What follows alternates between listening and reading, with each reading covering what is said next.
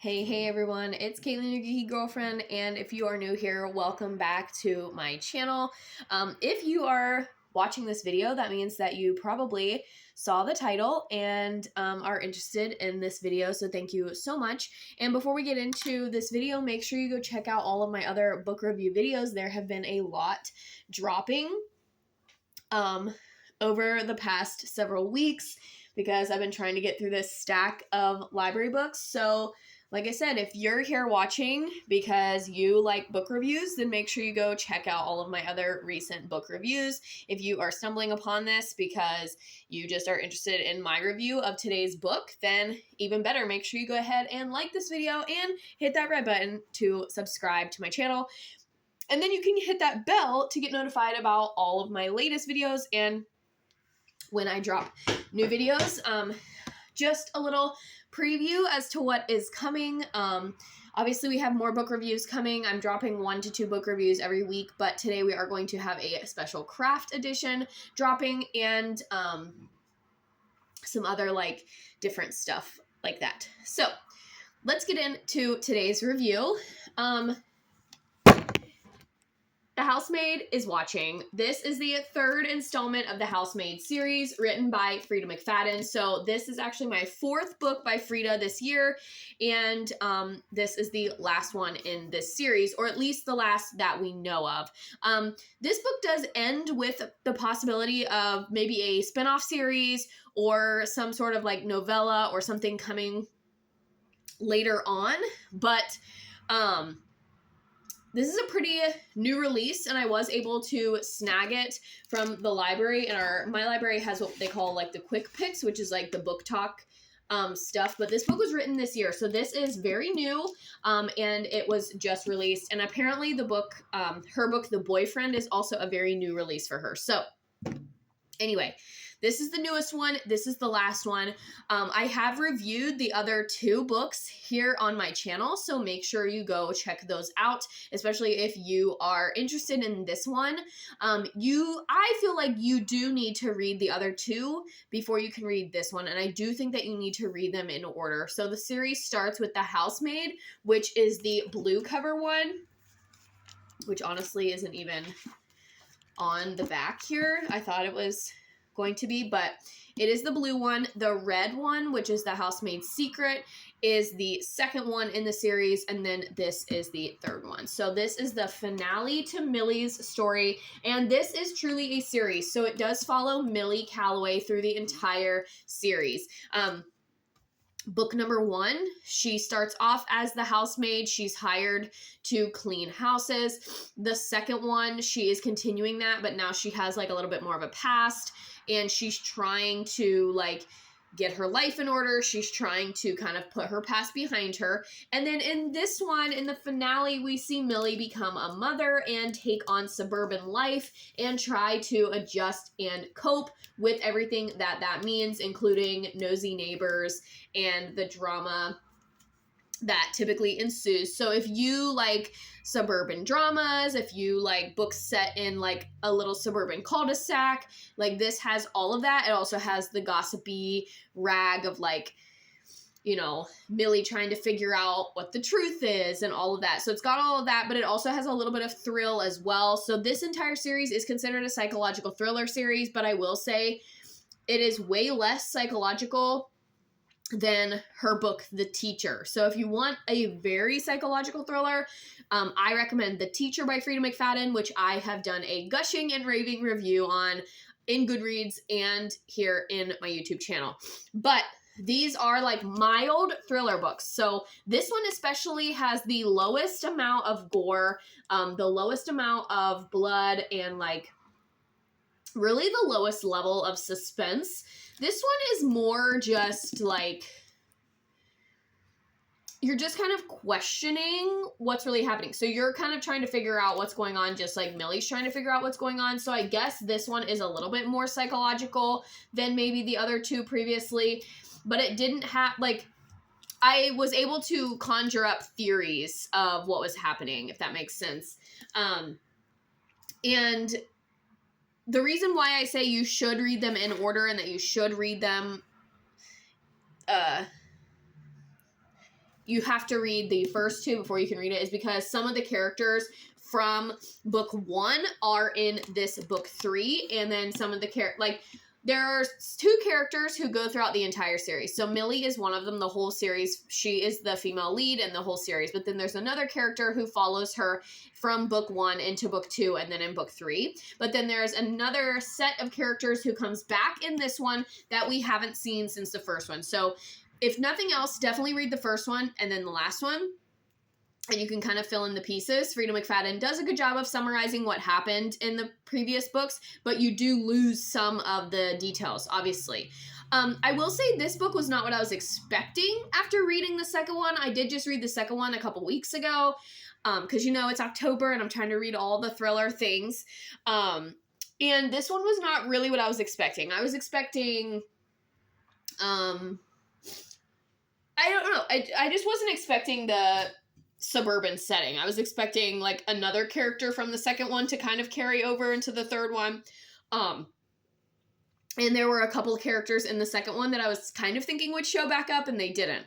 So all that to be said, I did like this one better than the first one, but not as much as the second one. So the second, now that I've read all 3, the second one of these is my favorite, The Housemaid's Secret. I felt like it was the most intense. It was the most like jaw-dropping. It was the most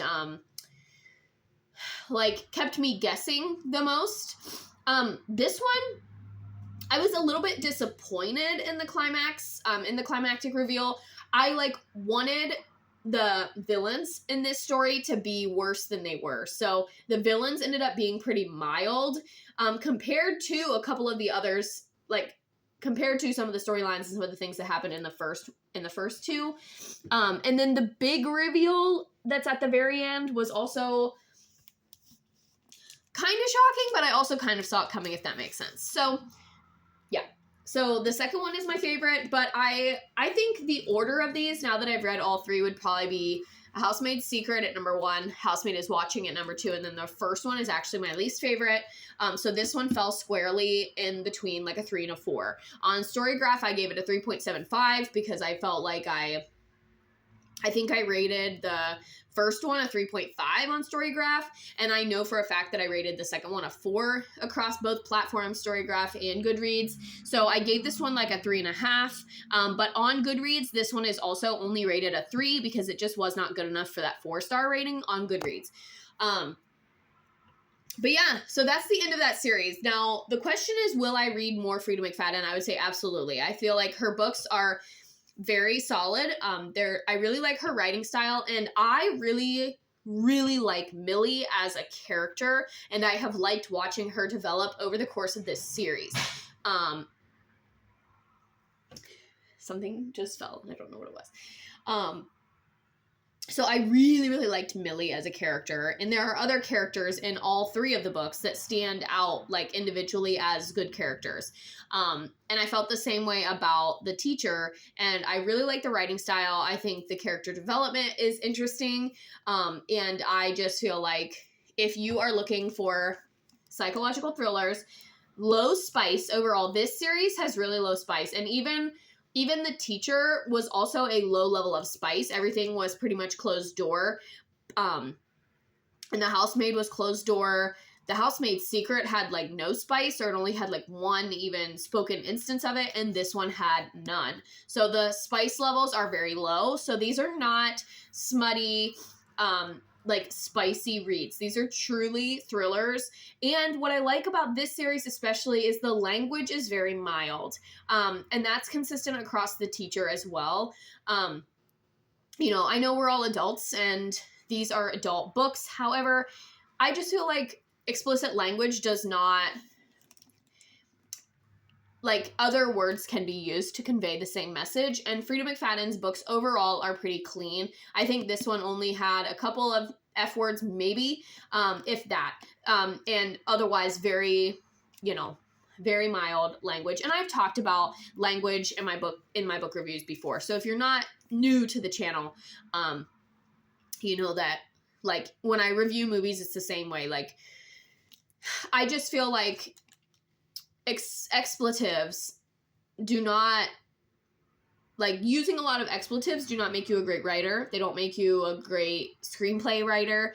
And there are other words that we can use to fill our vocabulary. And my husband and I are just we do not cuss. We don't use language hardly at all. So that's always just an indicator for me. Now, if we're talking about a spicy, smutty book, language there is a little bit more appropriate. So, but for books that are not spicy, I prefer the language to be pretty clean, and this series is one of them. So if you are questioning how adult this series is, or, you know, if you are like me and you don't like a lot of language, you like everything to be pretty clean, this would be a good series. And she's a good writer in that she doesn't use a lot of explicit language. Something that I have not talked about recently in my book reviews, just because I keep forgetting, are the age appropriateness. This series, I would say, could be read by college kids. It's pretty mild. The Teacher, I would probably not recommend for college kids. That one's a lot darker, I would say, in terms of character motivation, and the overall end result of what happens. But these are all, like I was saying in the beginning, like very low gore, just kind of suspenseful. But yeah, so I just recommended these to my 19-year-old sister-in-law, and I feel like that would be like a good age. Like, she's technically an adult, and they're low-level spice, so it's not super, you know, inappropriate from that regard, and the language is pretty clean. So definitely could read these in college, or college age kids, and they're, yeah, I would say they're just low level. So in terms of a thriller book, these are like for Abracadabra. There is not very much scary in this one. I've rated, you know, I give them all a ghosty level, and this one does get a 1 ghosty, if that. It's not even, like, there's very low gore in this one. There is nothing like really heart pounding or pulse pounding. It's more just like drama, gossipy, like the prospect of somebody having an affair and stuff like that. Like, that's not really a thriller. And it's not really murder mystery-y. Like, it's pretty clear and it becomes obvious who dies and who committed the crime. So it's not really murder mystery-y. So it's like a 1 ghost, only because it technically falls into the thriller genre. But even that, I don't even think it's really worthy of the 1 ghost or the A-level thriller. Not that it's not good, but it's just not like, it's not that level of thriller scary. Spice is non-existent, especially in this one, and so it doesn't get a spicy pepper rating. And then overall, I gave it like a 3.5 to a 3.75, which on a scale of 1 to 10 would be like between a 6 and a 7. So not bad, and like I said, appropriate for college age readers if you are watching this trying to get recommendations for your children or your sisters or whatever. Yeah, so I have officially completed the Housemaid series, and it is official. They are making it into a movie starring Sydney Sweeney and Amanda Seyfried, so keep your eyes out for that. I believe they said maybe 2026 release date, so you have a couple of years to read the series, because depending on how well the first movie goes off, they'll probably make the sequels into movies as well. If not, combine all 3 books into 1 movie. So we'll have to see what they do with the rights and the liberties, but I'm pretty excited. I think this will make a really great movie. So now's your chance to grab these and start reading them before 2026 when the movie comes out. I think that's all I have to say about this one. Thank you all so much for watching, and you guys know what to do down below. Either like, subscribe, comment if you've read this book, comment your thoughts, let me know, and I'll see you guys next time.